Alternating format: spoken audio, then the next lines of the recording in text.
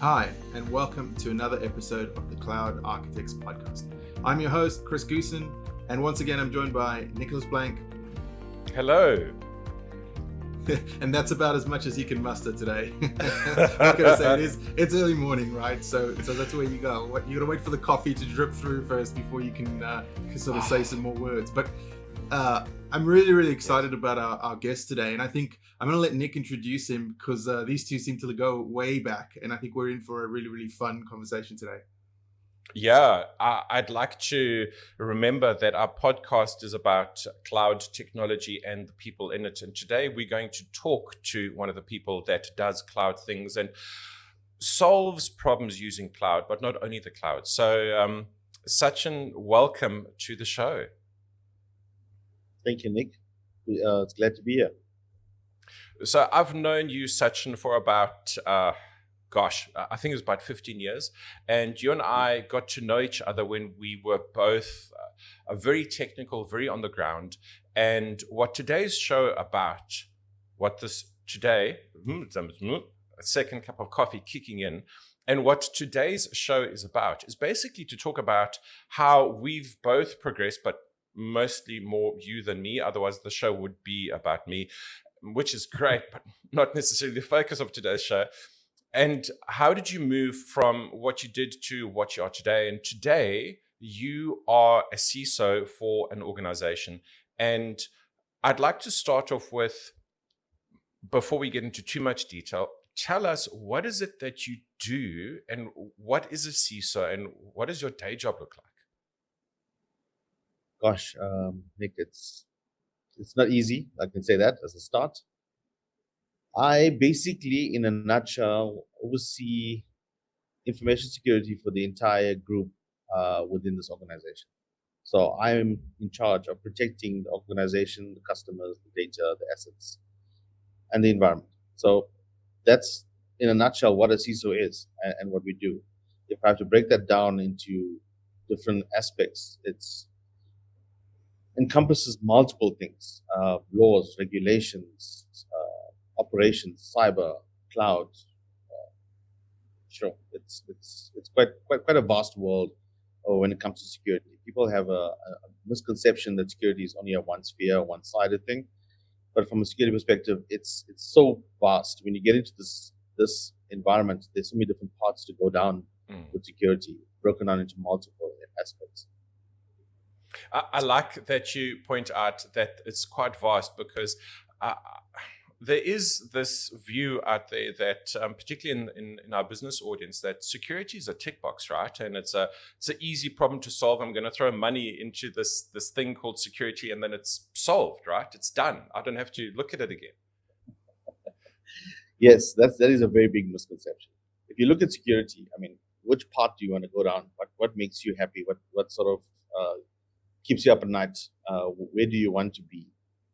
There's the testing side. You want to look at finding how people get in, sort of the hacking sort of capabilities. There's the protection side, where you are in the SOC looking for threats. There's the hunting capability, looking at what's happening in the world, how it's coming and affecting you, your sector. Then there's the governance, which a lot of people don't really like to get into. It's a bit more boring, but it's the policies, procedures, those sort of things. And then you get into the leadership side, where you speak to the board and you have to speak to business and ensure that they're on the same page with exactly what's happening. And you can't throw money at any of these things. If you don't know what you're doing in the security space, you're really not going to get anywhere. So that's an interesting. My follow-up question was going to be, when do you sleep? But let's just pretend that there's time for things like sleep in your day to day. That's an interesting point that you make there, is about, if you don't know what you're doing, it can be overwhelming, right? But yes, at the same time, I think there's a couple of things to sort of unpack here. The first thing is sort of based on that point, really, is very much around, we've seen the industry over the last, let's say 10 years, 5 years, sort of move away from formal education and university degrees for things, and a lot of organizations, Google being one of them, sort of are starting to promote this whole concept of you don't need a degree, you don't need a heavy list of certifications in order to kind of get a foot in the door, in the space. I've always kind of been of the opinion, you at least need to know a little bit about what you're doing, right? To be handling some of the stuff. Some of the stuff is really high risk when you actually working in the space. If you get it wrong, the consequences can be pretty dire. But I also agree that you don't necessarily have to go out and get a 4-year university degree to be able to learn. Some people learn differently. Some people learn from the hands-on experience and training and things like that. I mean, what are you seeing and sort of what sort of things, in your organization are you considering when you hire folks to join the team? Good question. Firstly, I don't have a university degree. I didn't feel that, and I don't feel that is necessary for this space. When I look for an individual to join my team, the first thing that I look for is aptitude and attitude. You have to have a drive, and you have to have a gift for this environment. You've got to understand and have that passion to want to do this, because it is a very stressful environment. So you have to have the aptitude, be able to speak to business, because you are always going to get pushback. In the security space, you try to do the best and protect the organization, but you'll get business that pushes back. And that's the one thing, the number one rule whenever you study anything security is do not be a hindrance to business. And that's difficult in many aspects. Business decides tomorrow they want to buy another company, or they want to do something different, or put out another application, or treat their customers differently. You've got to adapt to that and figure out how, from a security perspective, you secure that organization. So when I interview an individual, I look at what their thought process is, how they would think around it. And then again, for me, the technical is important. You have to understand all aspects of security. You can't come and tell me tomorrow that business wants to suddenly go and put up a website that's going to now give customers new policies or a new offering that they must suddenly, and you have to give them advice. When you give them advice, you have to think about every aspect that goes around that. How is that solution secure? And that's a very vast question as well. How is it built? How is it implemented? What's the back end process behind it? How is it actually interfacing with the customer? How are you protecting the customer when they connect? There's multiple spheres to it.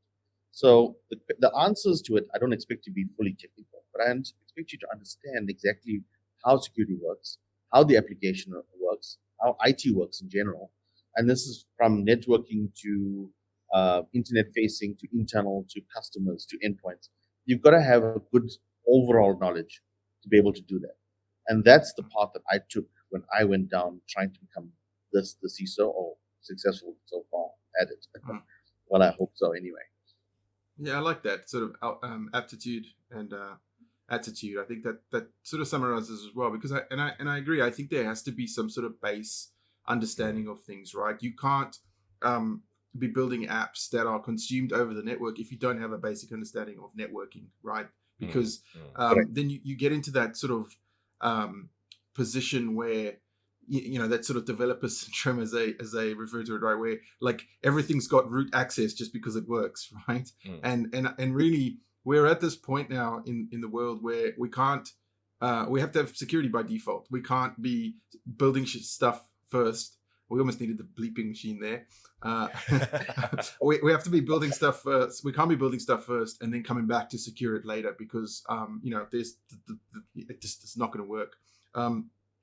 The other interesting thing that you sort of mentioned there that I think is worth unpacking, and we talked about this, Nick and I talked about this in one of our recent episodes when we were talking about Exchange and how the world is adopting. It needs to adapt to the quicker threat response, right? We need to be kind of reevaluating our security posture more frequently because the threats are changing and maturing a lot more quickly than ever before. How's that kind of how do you tackle that problem, right? Of, well, we're secure right now, but are we going to be secure in 3 months' time with exactly the same configuration? So what's the process of reevaluating and evaluating that whole where you are today versus where you potentially should be or could be in a few months' time or weeks' time or whatever? So that's a good question. If I have to think about it, the way we approach this and the way I keep ahead of trends, we have a community that is actually good. From a security perspective, if you look at business, for instance, right, let's just take two banks or two insurance companies or financial institutions. They're obviously competing for customers and they're competing for business. But from a security perspective, it's the one sphere that you look at and the one environment you look at where everybody shares. Because if they do not share, then if one industry goes down, it affects the economy, it eventually affects everyone. So we have a community of CISOs across different financial institutions that come together quite often. And I mean, we meet once a month, sometimes sooner, depending on topics that's required. And we discuss with each other exactly what's happening. The other aspect to this is each of us are doing threat hunting. We look at the world, what's happening, how's the economy changing, war in Ukraine, those sort of things. How is it now affecting cybercrime? How is it then affecting what's happening, the targeted environments? And then we share that information with each other. What are we seeing? And then we look at, technology is, the last aspect of it. But we look at technology, what's changing, what's happening, what are people seeing? And then we help each other so that we keep abreast and ahead of things. And without that, I think you'd be a little bit dead in the water when it comes to security. If you don't have that community to help you and guide you, you will be stuck, and it'll be a trial and error basis. And that's important when you're in this space. I really like that, right? Because there's strength in numbers, and you don't have to kind of face these things, all by yourself, right? There's no competitive advantage gained by by working together. So, really like that. Thank you. That's awesome. I also like that there's an approach of technology comes last, where I think in the data center world, we used to be so firewall focused that, 10, 15, 20 years ago, I had a firewall and I was secure, right? And if I had a breach, I could literally run into my server room and I could switch off that thing that was breached, or I could rip the network cable out. And I think we all have been in situations where I can see that I've got a typhoid Mary in my data center somewhere, and there's something spawning off that thing. So I run in there and I isolate the virtual machine, or if it's a physical server, I literally unplug it from the rack, and my attack is contained, right? And now that technology is not the only answer, and that I don't have a single boundary to defend anymore, but I've got many boundaries. I've got clouds, I've got devices, I've got identities. I like that you are pointing out that technology is not the first thing that comes to mind when you think about how to secure something, but rather a methodology and what's working for everyone else in the same industry as I'm in. Yes, the one thing that I teach my entire staff: work on capability and not technology. So technology changes all the time, and you get a lot of individuals that join the security team that get stuck in a specific technology, and they become focused on ensuring that is the one and that's what it does. That changes all the time, and technologies, they don't keep ahead of the curve a lot of times. So you've got to keep changing. So as long as you've got a capability and you understand what your end goal is, you do the best to get to that end goal. And that's the approach it takes. And given cloud now, you cannot go to the data center and unplug your machine. That's definitely not possible, especially if your data spread across 3-4 different data centers worldwide. How do you do that? And that's a concern, and that's a different control that you have to have in place. It sounds like you subscribe to Nick's preached philosophy of requirements first. Yeah. Correct. Yeah. Correct. Yeah. Definitely.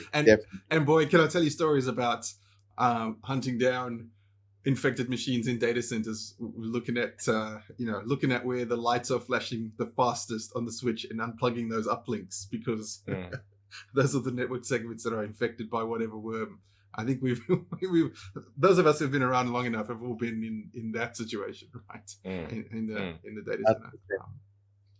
Well, So Nick and I know each other from our email days. So I was in Yes. charge of Exchange, and that's how I met Nick when he came to help me with a big problem. right. Which he's quite good at, I must say. I thought there was a reason why I liked you so much. It must be that sort of those exchange routes. Yes. Oh, Yeah. All of us who come from a messaging background, and I don't want to make this a love ballad to Exchange people, but take it while it lasts. People who come from a messaging background are used to, and if we look at Exchange and how it evolved when we still cared about Exchange service on premises. In the beginning, we had to know a lot about storage and SANs, and then we moved over to load balancers, and we had to know a lot about certificates, and then Active Directory. Well, Active Directory was always a big thing because in Windows 2000 days, we cared about schema extensions, and that we had legal schema versus unpublished schema and that kind of thing. And I think that has prepared us for this multidisciplinary view that there are multiple disciplines, but also that there's phases and trends. A little while ago, we saw the beginning of ransomware that was a little bit more spray and pray, right? But then it became a very successful tactical model that could then be taken out and scaled upon. And what we're seeing today is human-operated ransomware, where organizations target other organizations very much in a profit-driven manner. And the wave that we're following at the moment is one of a deep technological investment by the attackers going towards us versus hopefully just sending an email into the organization, hoping that somebody clicks on it. There's targeted phishing attacks that are, I think, if I remember correctly, between $500 to $1,000 for a successful targeted phish to a senior person or the person of your choice. So it's a very different landscape that we have today from the firewall days, where I put a firewall in place and it would defend me against, the occasional port scan. Yeah, I hear you. And to be honest with you, the way I got into security is through being in the email environment. So even till today, email is the number one entry point for all compromises across the world. The second one is obviously websites that are compromised for each of the companies. So those are the two concerns out there. And email still, it continues to be that entry point because you are targeting basically the individual and hoping that someone does that. If you can go onto the dark web today, you can literally buy a database of emails for $1 to $10. All you do is write a script, send out an email to 100,000 people. If 2 of those 100,000 click on your link, you've got your success. And you've made more than $10. So that's why that is still the most prevalent and my most concern. So from the email days, looking after Exchange for an organization and seeing the entry points, you start learning more about security, and it becomes more interesting. And you see how the attacks are taking place, how they are getting more sophisticated. And that's what sparked interest in security and brought me to this point. Yeah, and I dare say, incidentally, probably the email, well, the scam attacks are probably still the vast majority of emails floating around the internet anyway, right? Because if you look at SMTP traffic globally and then you filter out by how much of that is actually spam, it's a staggering number of nonsense that gets sent around, and those sort of spray and pray type scenarios. What's really funny is Troy Hunt actually posted a tweet yesterday with a screenshot of someone who had sent him one of those fake ransomware emails saying, we've hacked, have I been pwned? If you want your data back.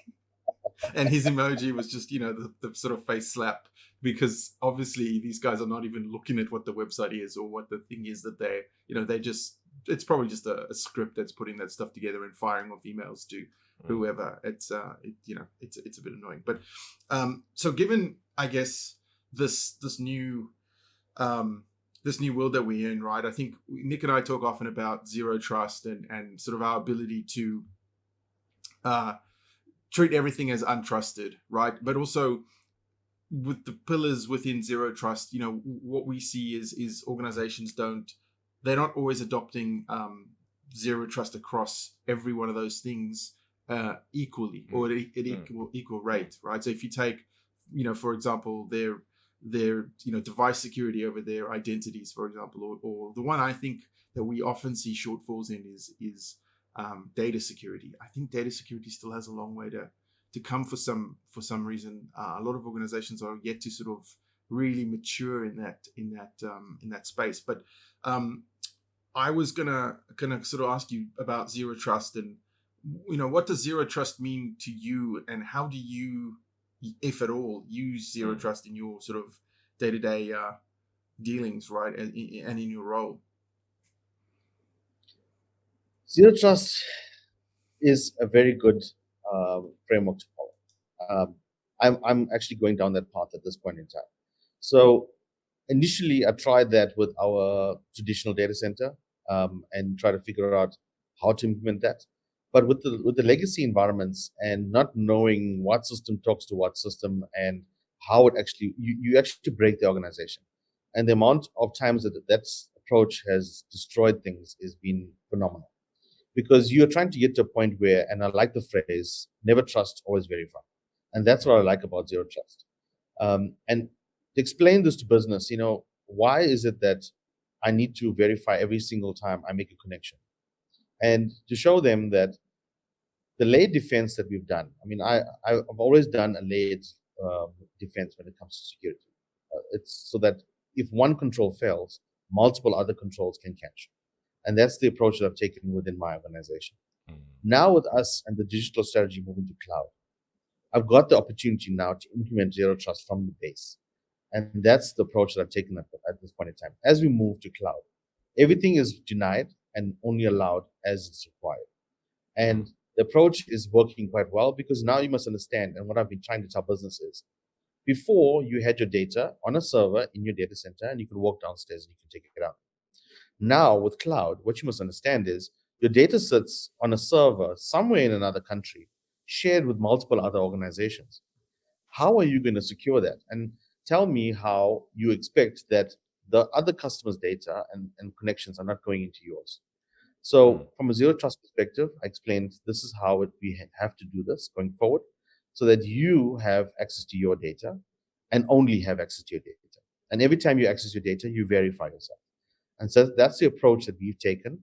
From an organization perspective, we've gone with multiple cloud disciplines.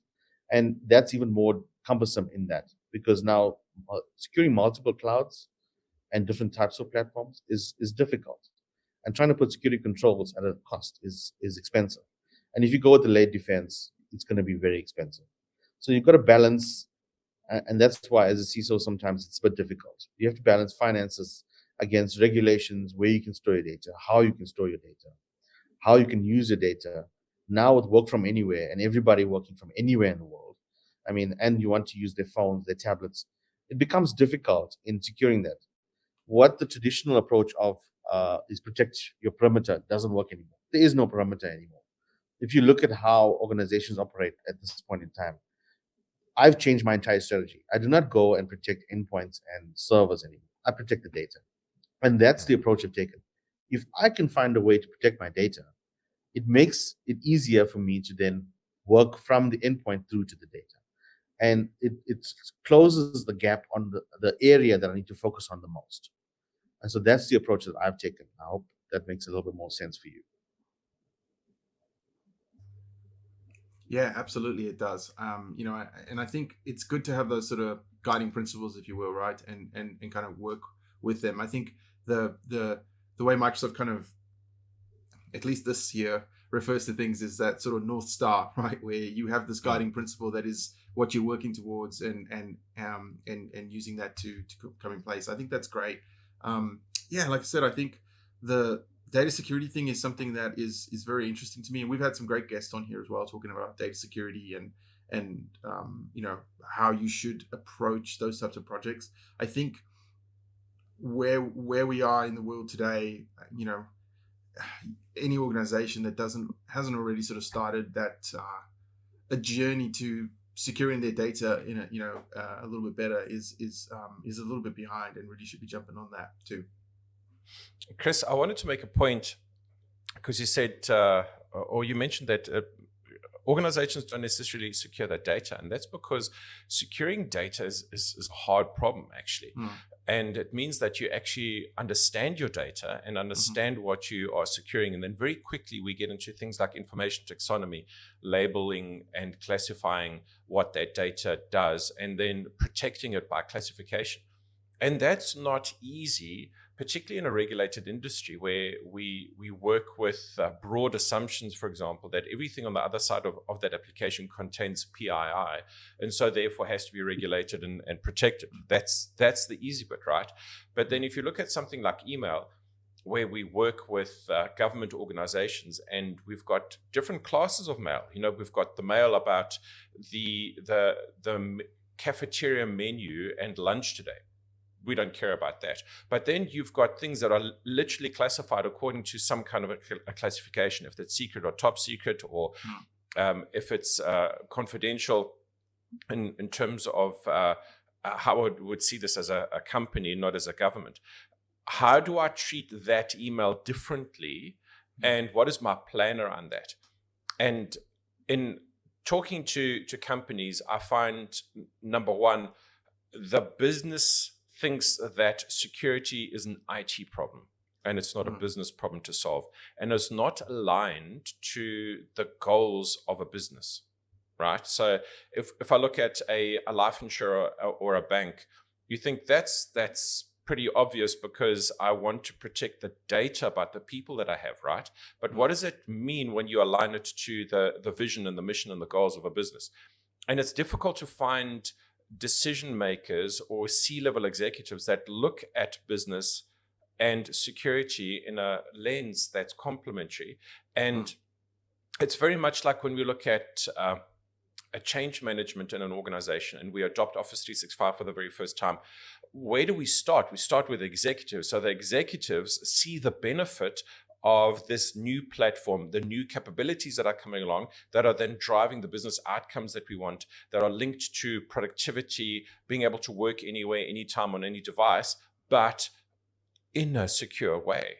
But what does that mean, right? So I want to have my cake and I want to eat it, but without an attitude from a C-level executive, and this doesn't matter if it's the COO, the CEO, the CFO, or even the chief marketing officer. All of them need to be bought into the fact that security starts with everyone, or we don't have successful security adoption within an enterprise. And that's part of the reason why it's hard.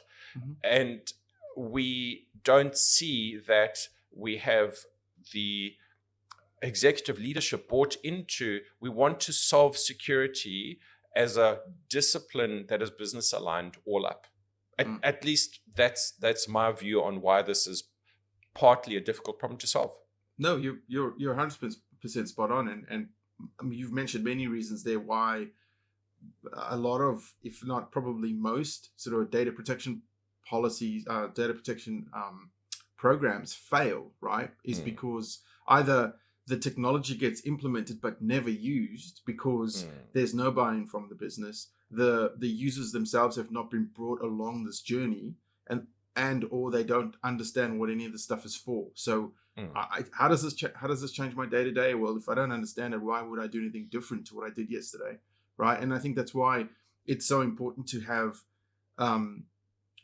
a big change management process when you're working through data security. And because a lot of the classifications, for example, within how you do this within your business and what you classify data as, just to get that done can be a very large process, right? Because you need buy-in from everyone to agree that the lunch menu is classified as a public document, but the secret sauce recipe is top secret and shouldn't be emailed around or what have you, right? Should be encrypted and you need buy-in from that. And so I've always kind of felt like there has to be enough stakeholders from everyone. And certainly the projects that I've been involved in that have been successful, that's been the case, where you have an executive sponsor who is actually having their feet held to the fire for being involved in this, and can agree that,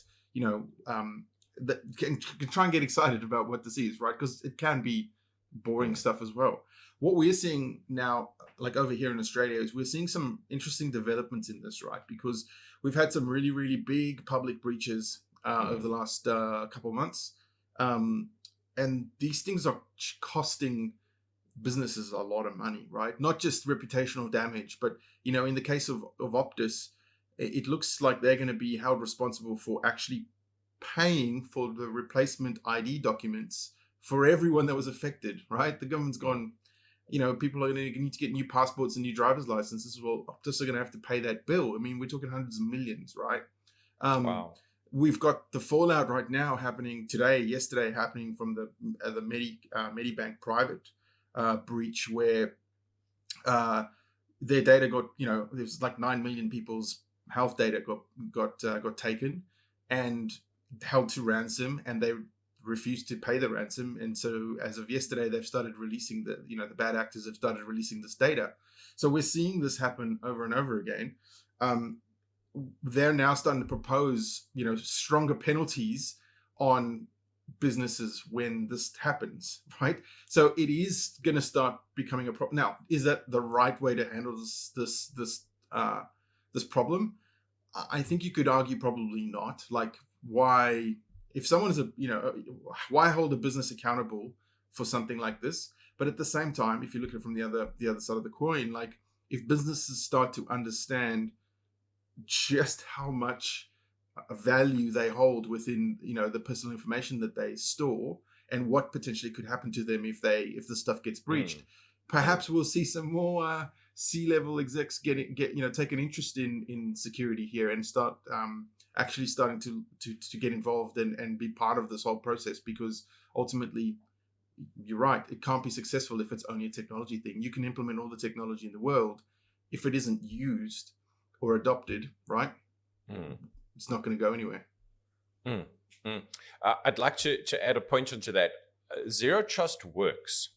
And it works because if you follow it as a process, it works, right? It's not a magic bullet. It's not a set of technologies. It's a set of disciplines that you follow. And it's like with anything, people buy weight loss methodologies because it's a methodology that follows, that can have a predictable result. And zero trust as a security framework, or ideally the set of principles that it represents, allows an organization to assume breach, which is one of them. And of course, with assume breach, there's also that thing of, well, I can recover quickly, because if I'm assuming breach, I'm planning for breach. And so therefore I know how to recover quicker. And I don't think that breaches going to press necessarily are the career ending or the business ending events that there used to be, because so many people have been breached. There's news of breaches every day. It's how do companies respond to breaches now that is actually more of a reputational gainer or loser. And if we embrace the fact that, breach is coming and I'm being prepared for it, I'd rather be judged by how I respond to breach as opposed to the fact that I've had one. That's a great point. And let's use examples, right? The Okta breach from earlier this year. It was deny until there was just unequivocal proof that there was a breach, and then all of a sudden, actually, yes, we did have a breach. That turned a lot of customers sour, right?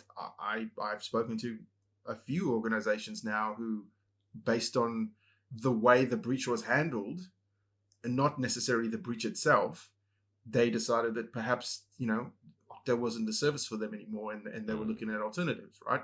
Now, that's a great example, because I think when you can be transparent with your customers because of the stuff, that's a way to continue to show that sort of loyalty towards your customers and the data and all of that type of stuff. People are starting to understand. I think Joe Public is starting to understand a little bit more now about a breach of data and what these things are, and that it's not some dude a person in a hoodie in a dark room with, no lights and a Red Bull addiction that's doing this stuff. Like there's actually, like, it happens, and it organizations need to step it up. But I think the general public is starting to understand a little bit about it. It is unfortunate though when you look at, I was watching a piece of news earlier before we came on. The Minister of Cyber was talking about, talking specifically to women in Australia, because obviously, of women and their what do you call it? Their health data is a lot more sensitive potentially, in many instances than it could be for men. And, and she is female herself, and said, I'm speaking to you not only as the Minister of Cyber, but I'm speaking to you as a woman, right? Like, this should never have happened. It's becoming a thing, and I think you're right. Organizations need to kind of plan for it and be able to respond to it more quickly and more transparently, I think, than is happening now. Sachin, let's ask you, how do you feel about the concept of breach, and how you choose to recover from breach, and what others are doing in that same vein, and how do you see them and judge them? The difficult one, Chris and Nick, because I've been through this. Our company did have a breach. It was public. The way we handled it was our CEOs decided to go public and inform the customers. We're actually on national TV to inform all our customers that this is what had happened and what had transpired.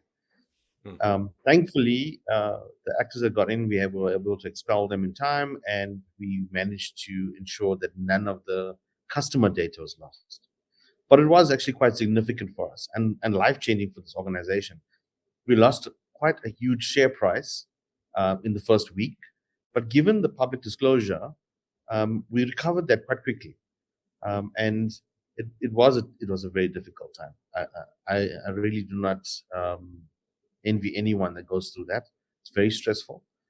It was painful to deal with regulations, laws, and the like, and the forensics and the investigations that go along with it is quite life-changing, but also very good from an experience perspective, because since then, every quarter, I put the entire team through cyber incidents response to ensure that we catch this in time.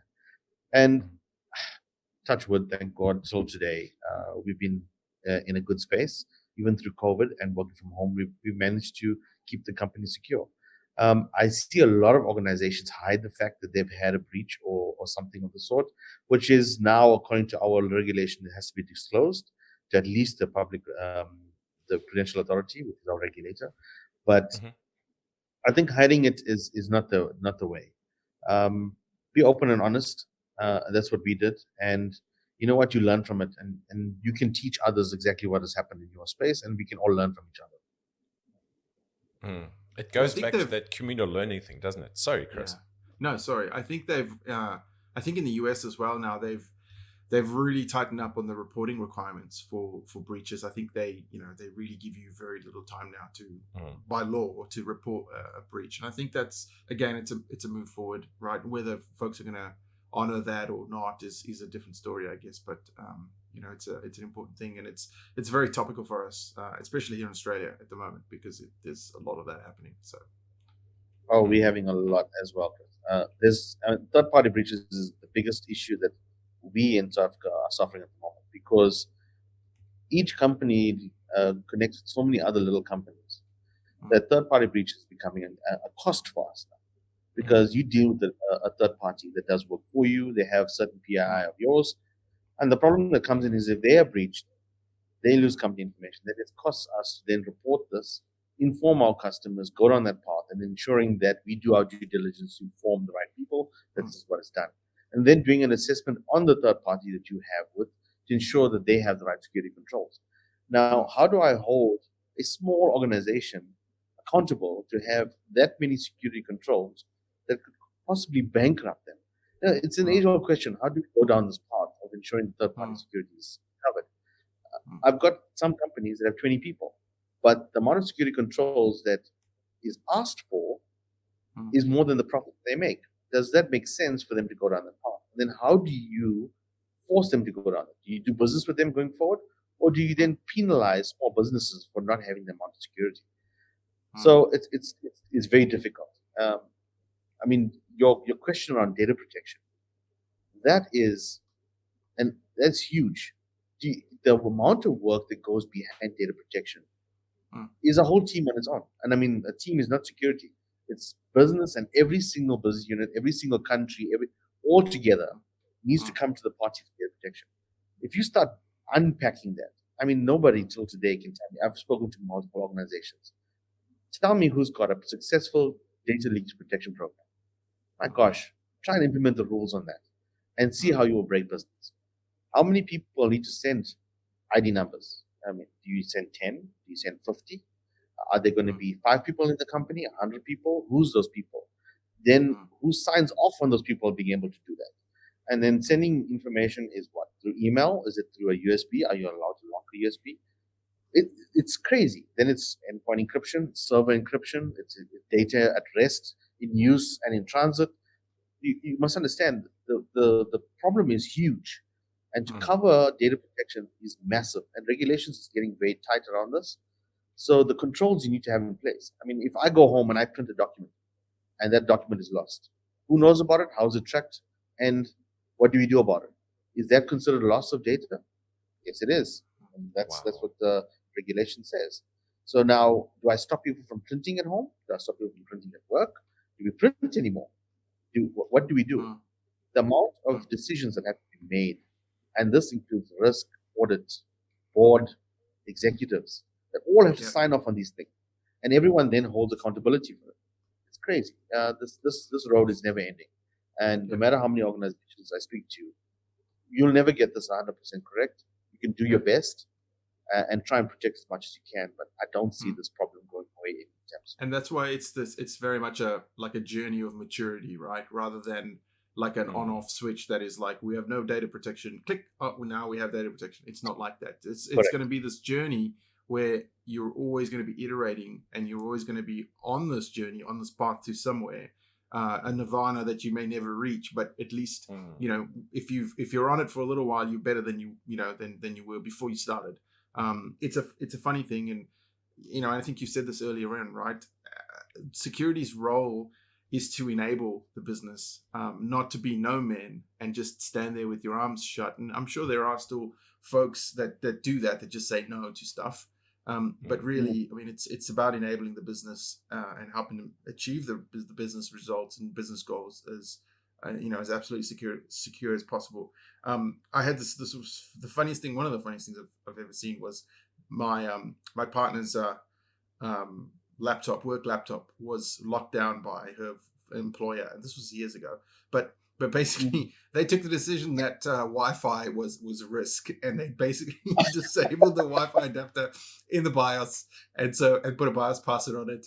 And you couldn't roam around the office. You couldn't bring it home and be on Wi-Fi. It was just, that's it, no Wi-Fi. If you wanted to go somewhere and you weren't at your desk, you had to go to and so they had like Cat 5, Cat 6 cables in the meeting rooms. People were plugging their laptops in because Ethernet was secure and Wi-Fi was not. Now, I'm not sure that's the right way to go, but this is probably 10 years ago as well. But still, even 10 years ago, Wi-Fi was a thing, right? So. Pretty funny. So I have a follow-up question on that one. Sachin, you've told us about the kind of problems that you have solved in the past. What is the kind of thing that is next for you? What is your roadmap, and what are the concepts that you're wrestling with that you need to solve for in future? So the one issue that I have that keeps me up at night, I'm going to go back to email because that's one of my biggest issues and the one that I keep close because it's where we started, right? So I've got every protection you can think of on email.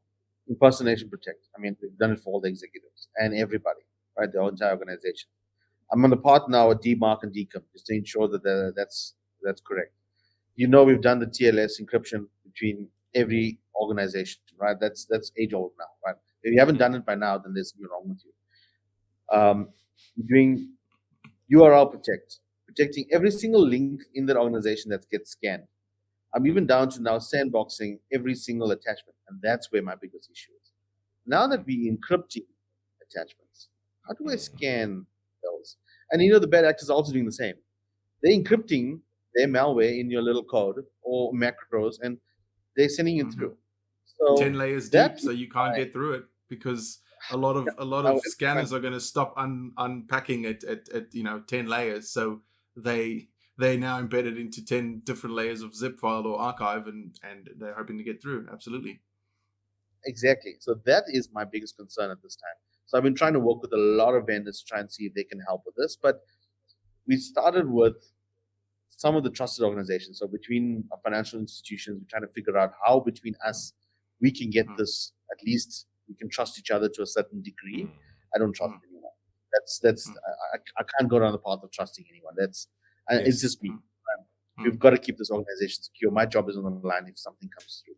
But we're gaining a little bit more trust, and we're being a little bit more diligent around it. But I've got a team of people that actually go through and release emails that are blocked, and I had to put this in place because it keeps me up at night. So that's the one. The other is, now that I'm going to cloud, I actually did a map of all the security controls in our data center on premise. And then I said, okay, now let me do a map of all the controls I need in cloud. Gosh, did that explode? It wasn't even a page. It was multiple pages of controls that need to be put in place. And what is the board expecting me to do is, they're moving cloud. They've already created their tenant and they're busy.